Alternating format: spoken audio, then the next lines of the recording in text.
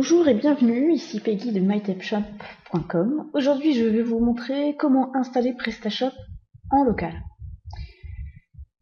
Alors, quel est l'intérêt d'installer PrestaShop en local? Ça veut dire quoi? En gros, vous allez installer PrestaShop sur votre ordinateur. L'intérêt, c'est de tester PrestaShop avant de le mettre en production, c'est-à-dire chez un hébergeur, et donc élaborer cette version de test et la tester de fond en comble avant de l'ouvrir au public. Alors, les prérequis à cela pour installer PrestaShop, c'est pas tout simplement aller télécharger PrestaShop et l'installer sur son ordinateur. Préalablement, vous avez besoin d'avoir une plateforme de développement web. Alors, c'est un bien grand mot, mais vous allez voir que c'est très très simple. Donc, ces outils sont mis à disposition gratuitement. On appelle ça, vous avez deux outils sous Windows qu'il est possible de télécharger gratuitement, VAMP ou EasyPHP. Alors, VAMP signifie Windows, Apache, MySQL, PHP. En gros, on va vous fournir une plateforme de développement qui s'intègre à Windows et qui permet d'installer un serveur, en fait, un serveur appelé Apache, et qui met à disposition également une base de données. Cette base de données, elle vous sera nécessaire en fait pour PrestaShop, tout simplement parce que c'est là où on va stocker par exemple le catalogue, les différents articles et tous les paramètres de PrestaShop. Et enfin le PHP, c'est le langage de programmation qu'utilise PrestaShop pour parler au serveur, pour faire en sorte d'exécuter les commandes sur le serveur. EasyPHP fonctionne de la même façon. Dans notre exemple, ici, je vais utiliser VAMP. Alors, quant à savoir pour quel est le meilleur, sincèrement, j'en sais rien. Personnellement, dans ma pratique, j'utilise tout simplement VAMP. Et enfin, nous avons MAMP. Alors, quelle est la différence entre les deux? C'est simple. Soit vous avez un Mac et vous utilisez MAMP. Pareil, c'est téléchargeable gratuitement. Soit vous avez Windows et donc vous êtes sur PC et vous utilisez VAMP ou EasyPHP. Alors les étapes que nous allons voir, la première étape, c'est de se procurer VAMP ou MAMP. Donc de l'installer sur votre ordinateur. Je vais vous montrer un petit peu comment est-ce qu'on navigue au milieu de tout ça, parce qu'au départ il faut se l'approprier un petit peu. Dans un second temps, forcément c'est d'installer PrestaShop. Dans un troisième temps, on va créer la base de données sur VAMP ou MAMP. Et enfin, lancer l'installation en local. Alors, bien sûr, vous aurez fait ça en local. Dans un prochain tutoriel, je vous montrerai aussi par la suite comment passer du local, c'est-à-dire de la production de votre ordinateur, et installer ensuite la version finale de votre boutique PrestaShop sur le serveur. Il ne s'agit pas de recommencer tout le travail de A à Z. D'accord ? Il s'agit de migrer les fichiers correctement compte tenu de la configuration de chez votre hébergeur. Donc il va y avoir des petites choses qui vont différer. Et pour cela, je vous montrerai ça dans un autre tutoriel. Alors, vous allez ouvrir votre navigateur préféré, et puis vous tapez dans la barre Google « Télécharger VAMP ». Et ici, vous voyez, en deuxième position, nous avons VAMP Server, la plateforme de développement web sous Windows. Vous voyez le site officiel, donc www.vampserver.com. Vous cliquez pour atterrir donc sur le site web et vous avez la possibilité donc de télécharger VAMP Server ici en faisant défiler la page, VAMP Server en 32 bits ou VAMP Server en 64 bits. Alors pour aller voir laquelle version télécharger, il vous suffit d'aller dans Ordinateur, faire un clic droit, cliquer sur Propriétés et de là voir comment est configuré votre système d'exploitation. Moi, en l'occurrence, ce sera 64 bits. Donc, j'irai cliquer et télécharger. Alors là, vous allez avoir un formulaire à remplir. Et puis ensuite, vous pourrez télécharger donc VAMP. Vous n'avez plus qu'à lancer l'installation. Elle se lancera de façon automatique. Tout est assisté. Et d'installer, faire en sorte que l'icône VAMP Server s'installe sur votre bureau, de sorte à pouvoir l'avoir en icône et pouvoir le lancer. Alors pour lancer Vamp Server, il vous suffit tout simplement de cliquer sur l'icône Vamp Server. Donc j'autorise le programme suivant donc, à apporter une modification à cet ordinateur. Pas d'inquiétude à avoir là-dessus. Et puis je ne sais pas si vous avez vu rapidement, mais on a une petite icône qui s'est affichée ici. Et là, donc, Vamp Server est au vert, ça veut dire que tous les services ont démarré.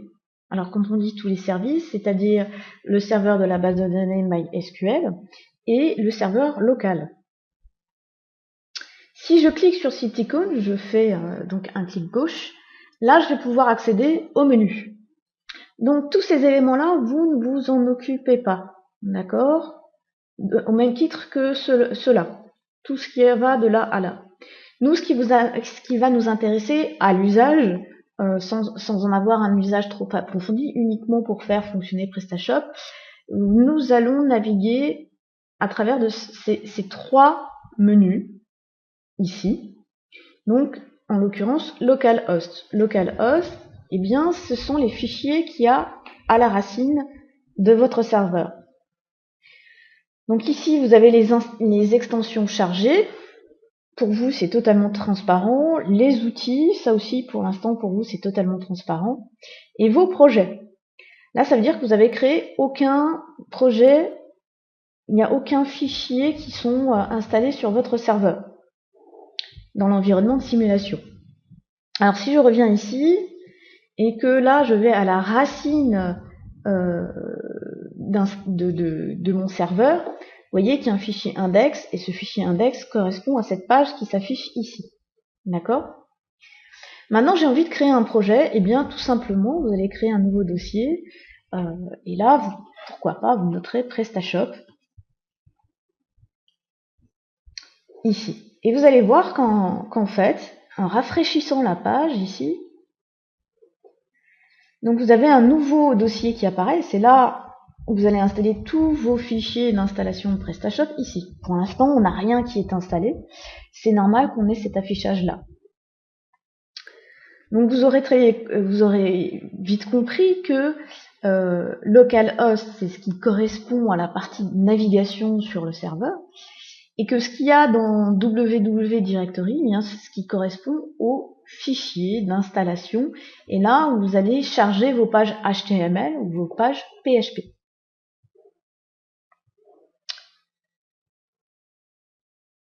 Et ici, enfin, nous avons une troisième partie qui s'appelle PHPMyAdmin. On va la voir plus en détail, mais c'est ce qui permet d'aller créer votre base de données. Voilà, c'est ce qui permet donc d'aller créer votre base de données. En l'occurrence, pour ma part, eh bien, j'ai installé pas mal de bases de données.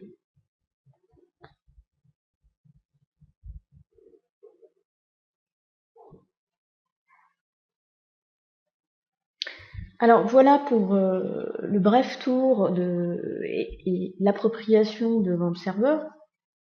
Alors juste pour vous montrer, pour éteindre Vamp Server, vous faites un clic droit et vous faites Exit. Et vous voyez que l'icône a disparu. Donc pour le redémarrer, comme je vous ai montré tout à l'heure, Vamp Server.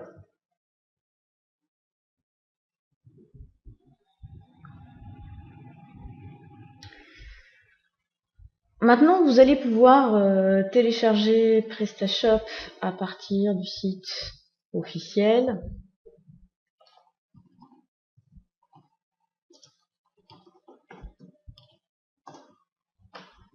Et vous allez pouvoir télécharger donc la dernière version.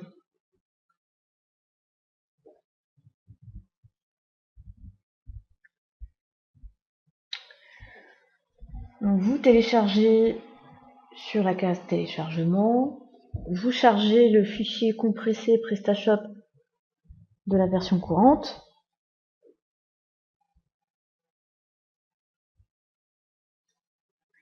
Vous récupérez le fichier et cette fois, eh bien, vous allez l'installer à la racine du serveur. De ce fait-là, donc, vous ouvrez le menu, vous allez jusqu'au www.directory et puis dans le dossier PrestaShop, vous allez coller l'archive. Pour ce faire, donc vous allez dézipper l'archive en extrayant les fichiers ici. Pour ma part, je supprime l'archive puisque je l'ai déjà par ailleurs, et ça ne sert à rien dans votre install PrestaShop.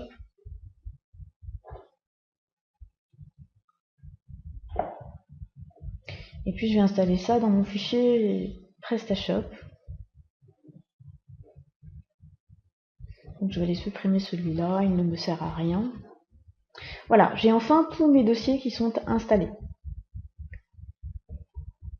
Donc j'ai installé mes fichiers sur mon serveur.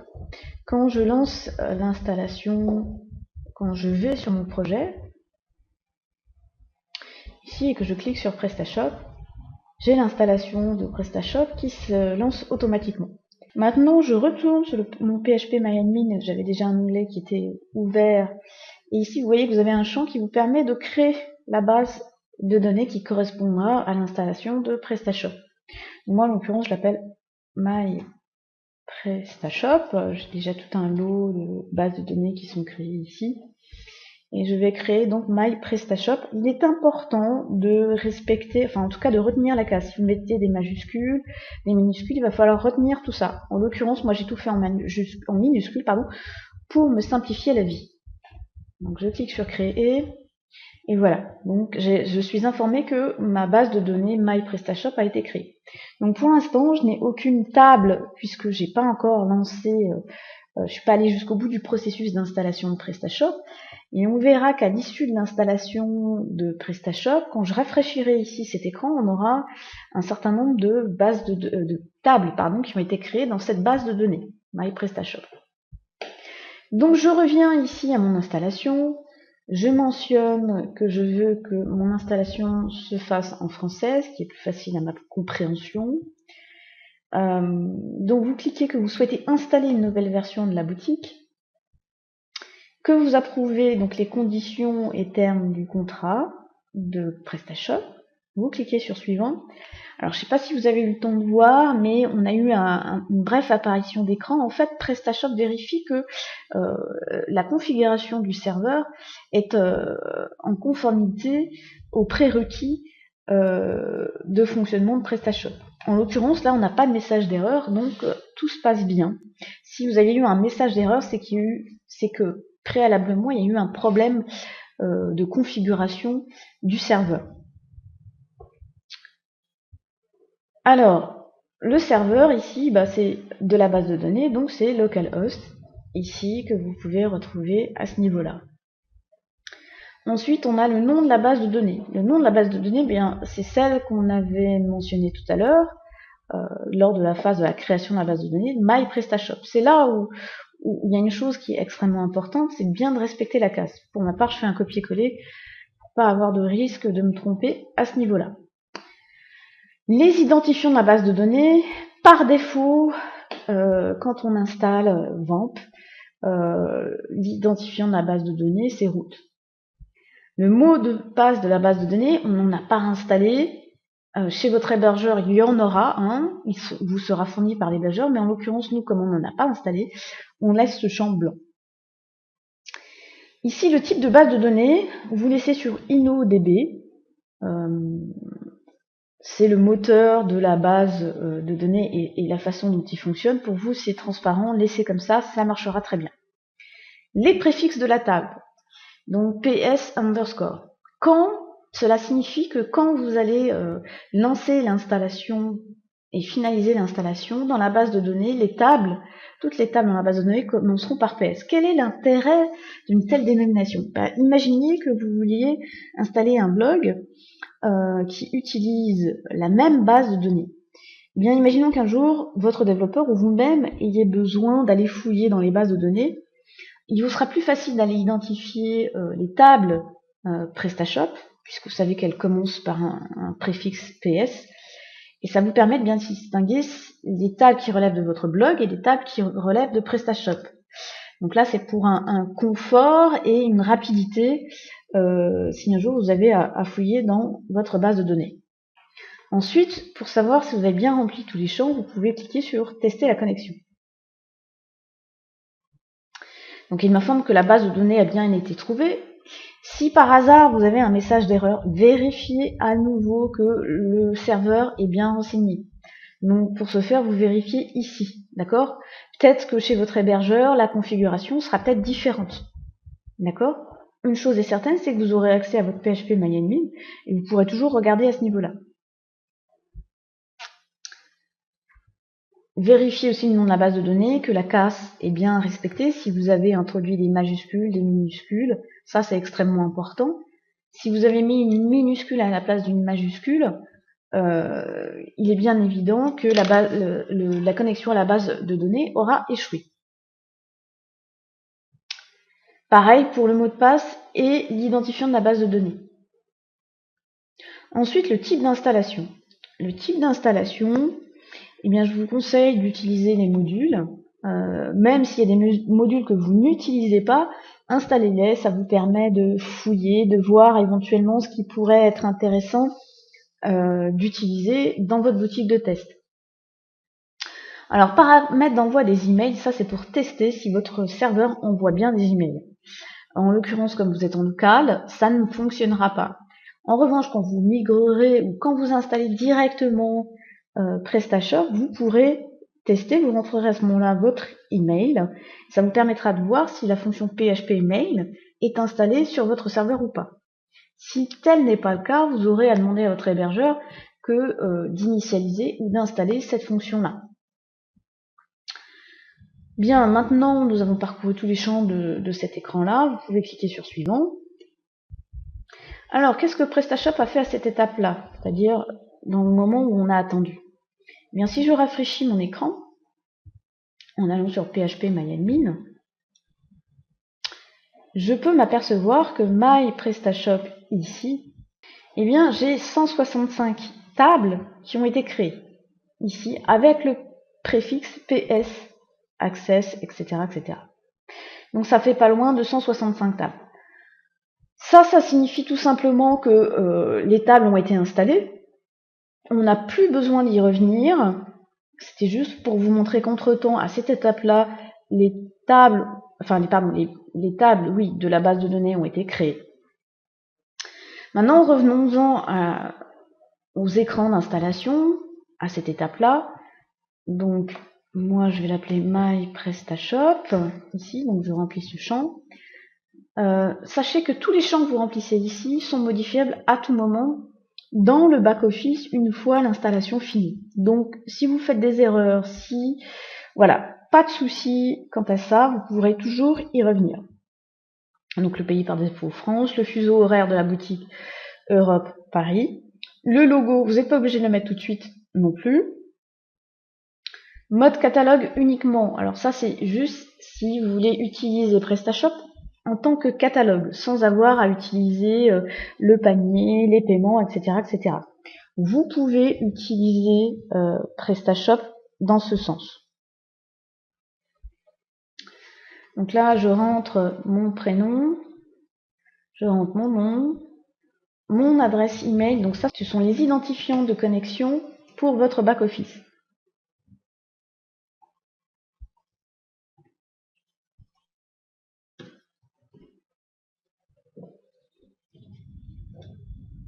Et enfin, vous rentrez votre mot de passe. Utilisez un mot de passe assez complexe pour éviter de vous faire hacker. Donc là, recevoir les informations par email, comme on est en local, ce ne sera pas le cas. Donc c'est pas la peine de la cocher. Et voilà, donc là, ça nous annonce que l'installation est terminée. Donc que le nom de la boutique, voilà. Et notre email est celui-ci. Il nous reste quand même un certain nombre de petites choses à faire. Donc si je reviens ici à la racine dans PrestaShop, en général, par mesure de sécurité, on modifie ici le nom de l'administration. Comme bon vous semble, moi je fais quelque chose de de simple ici pour qu'on puisse s'y retrouver. Donc ça, quand on tapera cette adresse-là dans la barre de navigation, il faudra, pour accéder au back-office, il faudra taper admin ABC. D'accord? Les fichiers d'installation, pour éviter que l'installation ne soit réinitialisée, sont à supprimer ou à renommer, pour éviter que les choses ne se lancent en automatique. Moi j'ai mis un X devant, un X après, voilà. Donc mon nom de dossier s'affiche ici. Eh bien on peut voir que en allant sur PrestaShop, ici, si je tape l'adresse, je modifie mon adresse, je vais pouvoir accéder, voilà, à ma boutique. Ici on a le thème standard qui s'affiche, et que, ayant renommé donc mon fichier d'administration qui me permet d'accéder au back-office de cette façon-là, je vais pouvoir, en tapant ce que j'ai modifié ici, je vais pouvoir accéder au back-office. Voilà l'email, l'adresse email que je dois rentrer, que j'avais rentré précédemment.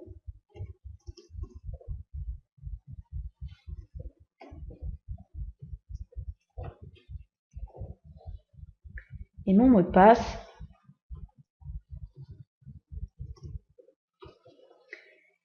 Et en cliquant sur Login, je peux accéder à mon back-office.